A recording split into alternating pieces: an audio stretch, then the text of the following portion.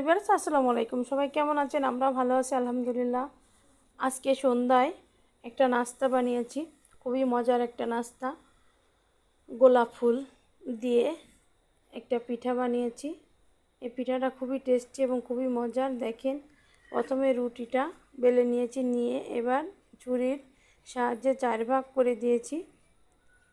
দিয়ে এবার একটার উপরে একটা সাজিয়ে দেব। এই যে একটা একটা করে পিস করে সাজিয়ে দেব, একটু চেপে চেপে দেব।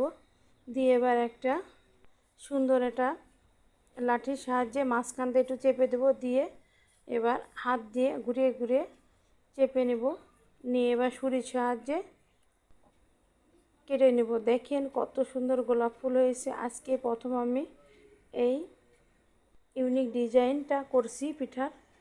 ভালো থাকবেন, সুস্থ থাকবেন। আল্লাহ।